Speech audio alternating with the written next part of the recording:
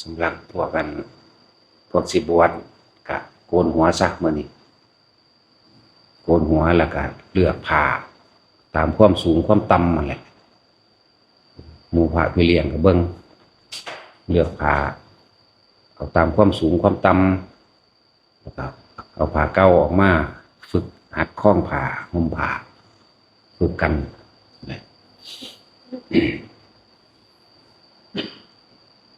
ก็ได้ละ6เนาะวันที่16บวชอีก6คน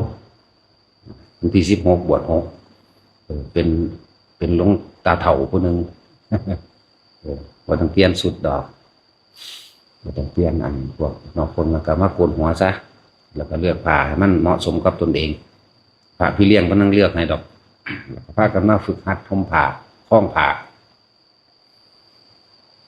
วันที่16ผู้ใดสิเป็นเจ้าภาพรวมเป็นมาแต่ว่าจะขออย่างเป็นมาซื่อๆโลดเป็นมาเฉย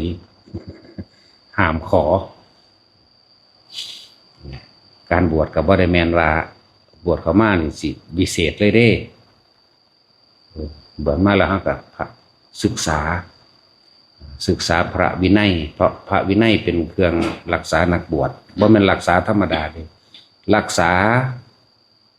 ก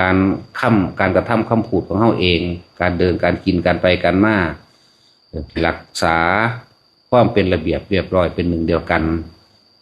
รักษาหมู่คณะที่อยู่รวมกันถ้าเฮาเฮ็ดปฏิบัติเป็นแนวทางอันเดียวกันแม่นพระมีเป็นพันเป็นหมื่นเป็นแสนก็บ่ทะเลาะทุ่มเถียงกันเด้ถึงแม้นว่าสิมีกิเลสเต็มหัวของไผของมันยุ่นกะสร้างแต่ว่าด้วยกฎระเบียบวินัยที่เพิ่นวางไว้แล้วเฮาจึงเฮ็ดเป็นสิ่งเดียวกันคือบ่ต้องถกเถียงกันเลยแต่รู้อันเดียวกันแล้วก็ยอมรับในอันเดียวกันกับปฏิบัติตามกฎระเบียบเดียวกันและถ้าเฮ็ดตามระเบียบเดียวกันเป็นธรรมดามันต้องฝืนความรู้สึกเก่าคนเฮามันชินตอนที่เฮาบ่ทันได้บวชก็ดีชินในการกระทำคำพูดเฮ็ดไปตามใจเฮ็ดไปตามกิเลสเฮ็ดไปตามความต้องการของเจ้าของอยากเว้านั่นได้ก็เว้าอยากว่าอยากเฮ็ดอยากร้องร้องเพลงอยากเต้นอยากกระโดดอยากนุ่งห่มใส่ไปบ่ได้แล้วแต่มันคือของเก่าที่เฮาชินมาที่นี่บัดนี้เฮามาถึกของใหม่พระธรรมและวินัยนี่เป็นของล้ำสมัยเด้บ่แม่นล้าสมัยบ่แม่นของเคยชินบ่แม่นเฮาชินเด้เฮาชินน่ะกองกิเลสนั่นแหละกิเลสวัดอยากได้นั่นอยากได้นี่กรรมวัดการกระทำของตนเองเฮ็ดไปตามที่ตัวเองอยากเฮ็ดแล้วสุดท้ายมากับวิบากวัดก็รับกรรมของเจ้าของเองฉะนั้นจึงบอกว่าบทเขามาแล้วอันดับต้นแรกหลวงพ่อเน้นย้ำให้ศึกษาพระวินัยอ่านเอาในอริยวินัยเพราะว่าแจกทุกองค์อยู่แล้วเพื่อความเป็นระเบียบเรียบร้อยเพื่อความรักษาหมู่คณะที่อยู่ร่วมกันเป็นการรักษาหมู่คณะที่อยู่ร่วมกันมันมีเป็นพันเป็นหมื่นเป็นแสนก็สร้างได้เพิ่นบ่ทะเลาะกันเด้แม้จะมีกิเลสอยู่ตามความหยาบนะบางของแต่ละองค์กระช่างพระวินัยบายนั่นนี่เฮ็ดไปไว้นั่นนี่นั่นแหละถ้าเฮาศึกษาเดียวกันล่ะมันก็บ่มีปัญหาบ่ทุ่มบ่เถียงบ่ทะเลาะกันดอกส่วนความในใจเนี่ยกดข่มไว้ผู้นั้นว่านั่นผู้นี้ว่านี่เจ้าของล่ะไปหาว่าผู้อื่นความจริงมันนั่นจังว่าส่วนอันปรมัตถ์นี่เฮาก็ห้ามอยู่แล้วคือมันเพิ่นสิอนุญาตบ่อนุญาตกระช่างเพื่อความบ่ยุ่งยากของผู้เพิ่นมาอุปถากอุปถัมภ์อย่าให้มันเป็นความเคยชินตัดออกซะการคำว่าผลไม้ที่เพิ่นห้ามมันมีเรียกว่าอัฏฐบาลอัฏฐปาละนี่แปลว่าน้ำยาไส้เด้บ่แม่นเอามากัดเอามาหย่ำกินแต่ว่าถ้าสิกัดสิหย่ำกินได้นั่นก็คือหลังจากแจ้งเห็นลายมือจนเที่ยงตะวันถึงหัวนอกนั้นให้สละออกซะบ่ว่าสิเป็นหมักม่วงหมักม่วงหมักกอกน้ำหมักลิ้นจี่หมักลำไยหลายอย่างก็ดอกตะกี้ในพระวินัยเพิ่นเขียนไว้มีหมักม่วงเนาะหมักม่วงหมักลิ้นจี่หมักลำไยหมักสมอ หมากขามป้อมแล้วก็หมากอย่างอีละลืมไปละบางอย่างก็สั่งมาเนาะว่ามันมาอยู่เพื่อกินดอกเว้ยเนาะถ้าเลยเที่ยงดอกสละออกเด้อบาดบ่จะเอาไปกินอีกเพราะซะนั่นแหละนานๆจังเว้าดอกแล้วก็อีกจังน้อยก็กินอีกนะแล้วพวกเฮ็ดมากก็จะเฮ็ดมาต้องไปเฮ็ดมาดอกนี่เอาแค่นี้ยามเช้าที่เฮามีมาเท่าใดก็ช่างเฮาก็เก็บกินนี่ชั้นนี่แต่แค่ว่าไม่ให้เกินตะวันตรงหัวบ่เกินเที่ยงตะวันแหละเฮาจะเอาตะวันเฮาเอาดวงอาทิตย์ซะตรงหัวนั่นแหละหลังจากนั้นก็ให้สละออกเด้อที่ค้างไว้อย่าให้มีอันนึงนี่มันจังถกเถียงกันอยู่บางพวกก็ว่าคำว่ามะนี่ฉันได้หมดตลอดบ่แม่นจากคำว่าอัฐบาลนี่ปาระแปลว่ายาไส้เด้น้ำยาไส้ถ้าเลยจากนั้นก็ไปเพิ่นให้คั่นเป็นน้ำแต่ว่าก็มีอันขอยกเว้นว่าป่วยไม่สบายหรือเป็นโรคบางอย่างกระเพาะหรือว่ากินเข้าไปเพื่อยาไส้ซื่อๆเด้แต่ว่าต้องทำเป็นน้ำปั้นออกมาคั่นออกมาสะกอนกองออกมาสะกอนเด้บ่แม่นมากินเป็นหน่วยมันก็เป็นอาหารดีๆนั่นเด้คำว่ามะนี่มะพร้าวมันอิ่มเลยคือเขานี่แล้วเนาะมะพร้าวจังซี่ข้าวม่วงกินอิ่มเลยได้คือกันนี่ล่ะนั่นแหละมากหยังก็ช่างเถอะต่อไปนี้ก็คือว่าให้ทุกคนเฮ็ดปฏิบัติเป็นอันเดียวกัน ทางที่ผู้เพิ่นบ่ทันเลยฮู้จักหยังพวกเฮาอาจจะฮู้อยู่บ่เฮ็ดก็มีหรือเข้าใจว่าเพิ่นอนุญาตก็มีพุ่นเด้ให้อ่านพระวินัยพุ่นเด้อ่านให้มันจบเด้อมันมีพุทธบัญญัติและอนุบัญญัติเข้ามาอยู่ว่าให้อ่านตัวนั้นอ่านบ่อ่านก็สร้างเท่าบันครับบอกไว้ซะก่อนว่าบางที่เห็นผู้อยู่ก่อนเฮ็ดก่อนก็เลยเฮ็ดไปตามกันเลยก็มีแต่ว่าเฮาบ่ได้เข้ามากินเฮาบ่ได้เข้ามาอยู่เพื่อสิกินพวกอันที่เป็นผลไม้หยังก็แล้วแต่เถอะเที่ยงแล้วให้สละออกคือเอาไปส่งไว้ครัวโลดอย่าให้มีค้างไว้แต่ช่วงนี้เป็นช่วงหน้าฝนน้ำอย่างหนึ่งการใส่รองเท้าขึ้นมาในสถานที่ที่มีการทำความสะอาดอยู่จังสี่กับบ่อยากให้ใส่รองเท้าที่เปื้อนตมเปื้อนหยังกันมาเวลาเราทำความสะอาดนี่มีพระวินัยข้อหนึ่งที่หลายคนบ่เข้าใจเท้าที่มีล้างไม่ทำความสะอาดได้เช็ดถูเดินเข้าไปในทางที่สะอาดถ้ายังเป็นรอยเท้าอยู่เป็นอาบัติทุกกฎเนี่ยเป็นอาบัติทุกกฎเด้อหรืออีกพวกหนึ่งกำลังถูอยู่ผู้หนึ่งกันยางเท้าเปื้อนขี้ดินมาโลดจังสิเป็นอาบัติทุกย่างก้าวเด้อเป็นอาบัติทุกกฎและจังว่าให้พวกเฮามันก็มีหลายๆอย่างในความกระทบกระทั่งกันอย่างเช่นผู้หนึ่งถูผ่าไม่ถูพื้นอยู่นี่บ่ทันได้แล้วล่ะคนก็ย่างมาผู้ถูอยู่น่ะอาจสิมองหน้าผู้ย่างไปก็มีปัญหาหยังวะมันก็ไปจังซั่นเด้ฟังดีๆเด้อนี่เป็นเรื่องส่วนตัวแต่เรื่องพระวินัยเพิ่นให้เฮาเช็ดถูเท้าล้างเท้าเช็ดเท้าให้สะอาดเสียก่อนจึงขึ้นไปอยากให้มันมีห้อยจังซี่น่ะแต่เขายังเฮ็ดอยู่ก็ว่าก็จะย่างไปหมู่เพิ่นเฮ็ดซะมันสิมองหน้ากันเพราะอารมณ์ทางโลกมันเป็นของที่เฮาชินมันจะมีปัญหาเนาะแต่เฮาเอาพระวินัยมารักษาเป็นสิ่งเดียวกันแล้วมันสิบ่เถียงกันดอกจังว่าคือบางที่เฮาก็บ่รู้เพราะว่าเฮาบ่ศึกษาลักษณะนั้นถ้าเฮาศึกษาแล้วถ้าได้ความละเอียดดีแล้วมันก็เข้าใจกันเองดอกว่าเพิ่นกำลังทำความสะอาดอยู่เว้ยแม้นเฮามีความจำเป็นที่ย่างผ่านในจุดตรงนั้นเช็ดเท้าให้แห้งสะก่อนเจ้าเท้าเปื้อนดินเปื้อนโคลนมาเหยียบของเพิ่นเฮ็ดทันได้แล้วอะไรแม่นเฮ็ดแล้วก็สร้างเฮาก็ต้องเช็ดเท้าให้แห้งเพราะฉะนั้นเพิ่นสิมีอ่างล้างเท้าเฮ็ดหยังซั่นแล้วมีผ้าเช็ดเท้าไว้เฮ็ดหยังนั่นแหละสำหรับมันการทุกมองนั่นแหละเพราะว่าสิบนศาลานี่หรือว่าสิเป็นที่พักล้างบาตรของหมู่พระเฮานะแต่ว่านั่นก็สิพากันเทพื้นปูนเป็นที่ร่องเท่าก็ได้หรือสิพากันเฮ็ดแท่นว่างร่องเท่าก็ได้ ไม่เฮาบ่อึดดอก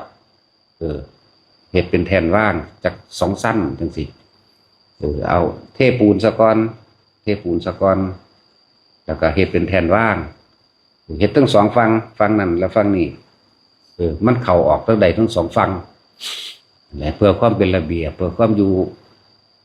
สันติเพื่อความอยู่ผาสุกซึ่งกันและกันเพื่อความบ่ตำหนิกันแต่เฮาเฮ็ดคือกันแล้วมันก็บ่มีแนวตำหนิกันส่วนผลไม้หรือพากันเข้าใจว่าเป็นปรมัตถ์ปรมัตถ์อหยังนั้นพวกสิเฮ็ดมาก็บ่ให้เฮ็ดมาส่วนที่มีอยู่แล้วเคยก็นี่เฮาเก็บลงไปจากนี่ก็ถ้าแม่นสิถึงเที่ยงแล้วปุ๊บเอาไปคืนไปครัวเลยนั่นแหละคือบางที่การรับสิ่งที่เป็นยาวกาลิกหรือสิ่งที่เก็บได้7 วันหรือไม่เกิน7 วันยังกะพากันหมู่เฮาศึกษานำกันแล้วก็ปรึกษาและคุยกันมันลงเป็นเดี๋ยวจะเอาความเห็นส่วนตัวเข้าไปเด้ให้เอาพระวินัยเข้าไปคุยกันเด้อันนี้กาแฟถวายแล้วไม่ได้เกิน7 วันจังซี่ถ้ามันเกินปุ๊บสละออกแล้วให้เน้นมาไปเฮ็ดใหม่ก็ได้ดอกเน้นเฮามีอยู่ตัวมึนๆอยู่นี่แหละมันตัวนึงน้อยๆดอกบอกมันไปเฮ็ดให้ก็ได้นั่นแหละพวกเน้นใหญ่มันหูจักความแล้วมันไปอยู่ไผอยู่มันแล้วมันไปเรียนหนังสืออยู่จังซี่มันเขาก็ไปเรียนหนังสือเขาก็ไปอยู่ตาเขาพวกเน้นใหญ่นั่นนี่เน้นน้อยตัวเดียวใส่ก็ได้อยู่ดอกและนี่คือให้พวกเฮาเข้ามาในกฎระเบียบเดียวกันจังบ่ถกเถียงกันจังบ่ว่าให้กันและการบวชบ่แม่นว่าบวชเข้ามาแล้ววิเศษเลยหรือรู้เลยบ่แม่นอีกอย่างหนึ่งการได้ยินได้ฟังมาเกิดความศรัทธาอย่างแรงกล้าเกิดศรัทธาแล้วส่วนมากก็คือไปถือเอาเฉพาะยอดมันว่าเพิ่นโอ้ยเพิ่นเก่งเด้มีหูทิพตาทิพมีนั่นมีนี่คุณไปถือเอาแต่ยอดมันหรือว่าอรหันต์ทั้งสันทั้งสี่จังซี่ก็ไปถือเอาแต่ยอดมันเอาแต่แนวอย่างที่เป็นผู้วิเศษนะลักษณะนั้นแต่ว่าบ่ฮู้เบื้องต้นในการทำตนเองให้ถูกต้องเพื่อความอยู่เป็นปกติคือบ่ทะเลาะกันบ่เถียงกันบ่ตีบ่ด่ากันปกติก็เลยต้องเอาพระวินัยนั่นแหละที่เพิ่นบัญญัติไว้เพื่อความเป็นระเบียบเรียบร้อยเป็นหนึ่งอันเดียวกันเพื่ออยู่ความเป็นปกติผาสุกให้ในหมู่คณะทั้งโลกก็เหมือนกันแต่เฮ็ดตามกฎหมายทั้งเบิด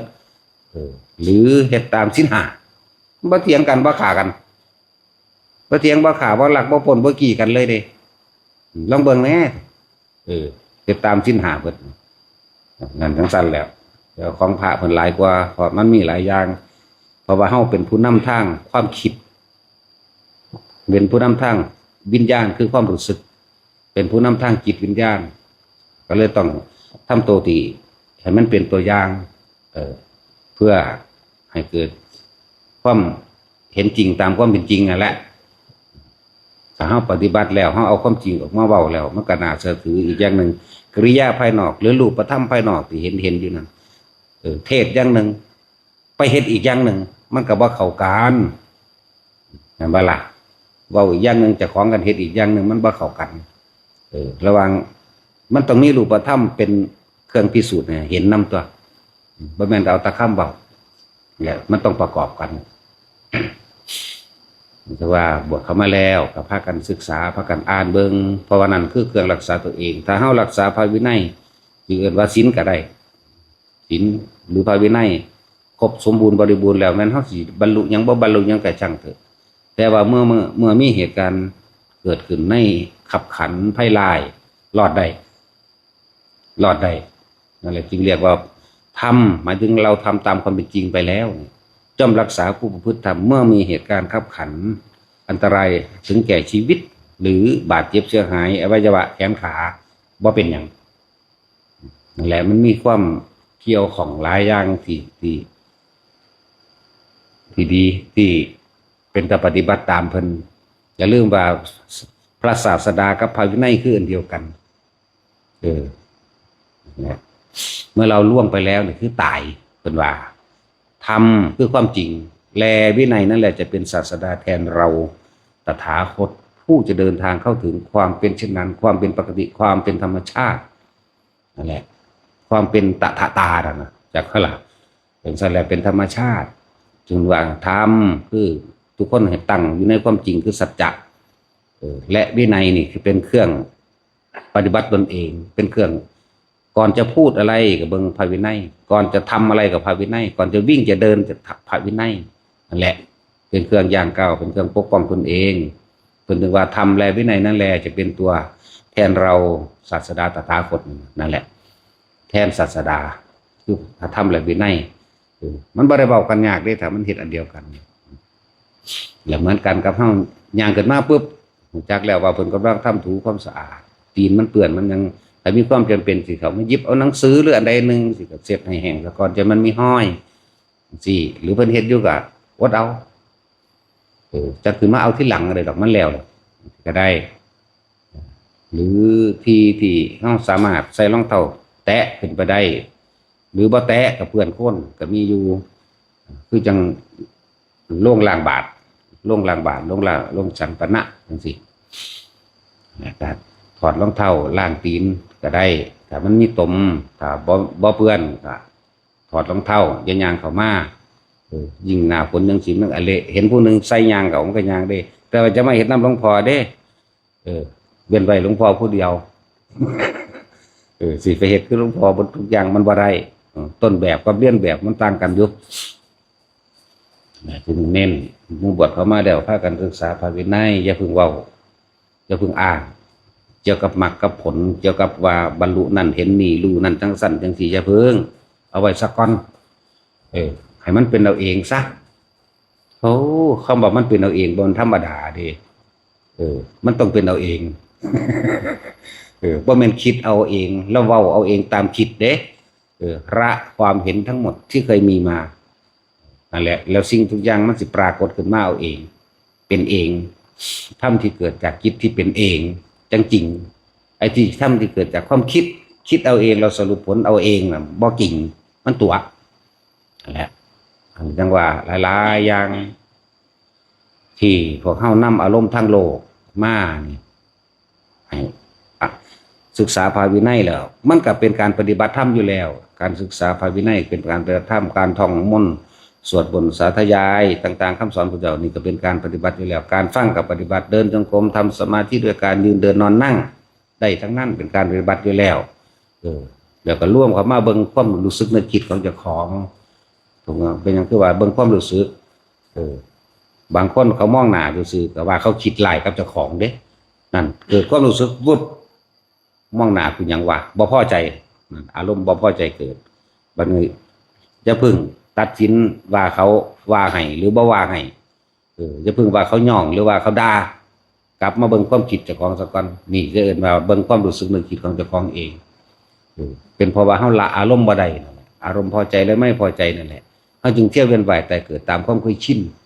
พอใจกับไม่พอใจเนี่ยตัวพาเกิดพาตายก็เลยตัวเองอันได้พาตัวเองหรือนำมาเองเขาจะเว้าแนวใดก็เหตุทั้งนั้นคือใบไม้กับลมพัดกันปอกนั่นแหมเขาเว้าแนวใดก็เป็นไปมันว่าแม่เรื่องข้อขาดบาดตายก็จะหยุ่งยังกันนะและละละคือบ่นำเขามาคิดแต่คิดว่าสิละนั่นคือบ่ละเพิ่มอันนั้นคิดไปคิดมากคลุกกลุ่นขึ้นยิ่งกว่าเก่าอีกโดยเฉพาะความโกรธนะอารมณ์ตั้งต่ำนี่มันฝังแน่นนี่ยังก็อารมณ์ทั้งดีที่สิสละออกเพื่อให้เกิดความสงบเย็นใจเย็นของเจ้าของเองยากมันอยากชนะพวกอยากชนะแล้วพวกแพ้จะบอกแพ้ไพ่แก่ตนเองแพ้ไพ่แก่ความคิดเจ้าของตัวเองแพ้ไพ่กับความเห็นเจ้าของแพ้ไพ่กับวัฏฏะสงสารแพ้ตัวเองเบิดเลยพวกอยากชนะเขาบอกเอาชนะเขาบอกเอาแพ้แต่เขาเบิ้งเขามาในความรู้สึกในคิดของเจ้าของเองวิธีเบิ้งวิธีบอกกับบอกอยู่แล้ววิธีดูจิตก็เลยลมหายใจนั่นแหละดูกายเห็นจิตดูความคิดเห็นเวทนานั่นแหละดูไปดูมาก็เห็นสิ่งทั้งหลายทั้งปวงไม่ควรเข้าไปยึดมั่นถือมั่นนั่นตัว